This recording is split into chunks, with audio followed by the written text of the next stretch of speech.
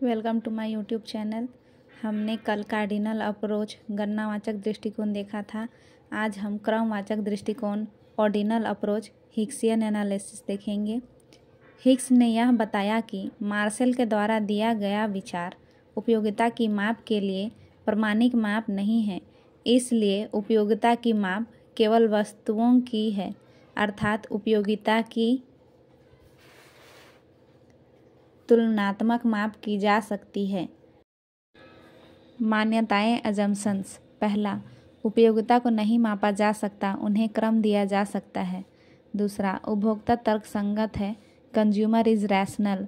उपभोक्ता रैशनल तब होता है जब वह अपने उपयोगिता को अधिकतम करे।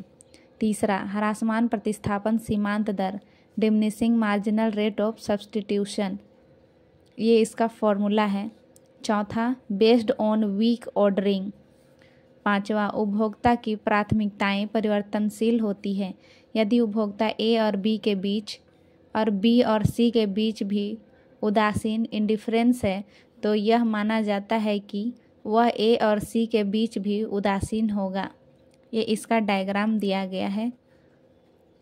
सभी पॉइंट पर बराबर उपयोगिता मिलती है। आगे हम देखेंगे इंडिफरेंस कर्व, उदासीनता वक्र।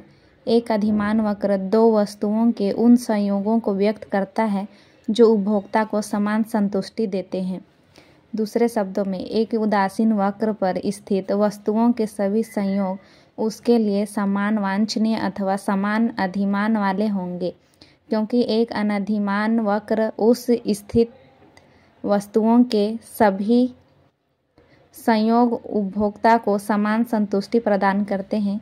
इसलिए अधिमान वक्रों को समसंतुष्टि वक्र भी कहा जाता है। प्रॉपर्टीज ऑफ इंडिफरेंस कर्व, अधिमान वक्र की विशेषताएं। पहला, उदासीन वक्र की ढाल बाएं से दाएं नीचे की ओर झुकी होती है। दूसरा, ऊंचा अधिमान उदासीनता वक्र नीचे के अधिमान वक्र से अधिक संतुष्टि को व्यक्त करता है। तीसरा, कोई भी दो अधिमान वक्र एक दूसरे को नहीं काट सकते। चौथा, अधिमान वक्र मूल बिंदु की ओर उत्तल कॉन्वेक्स होते हैं। ऐसा इसलिए क्योंकि दो वस्तुएं एक दूसरे का पूर्ण प्रतिस्थापक नहीं होते हैं। उदासीनता वक्र ना ही एक्स अक्ष को छूते हैं, ना ही वाई अक्ष को।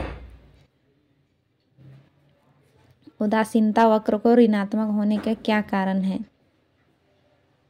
क्योंकि MRS XY डिमिनिशिंग अर्थात सीमांत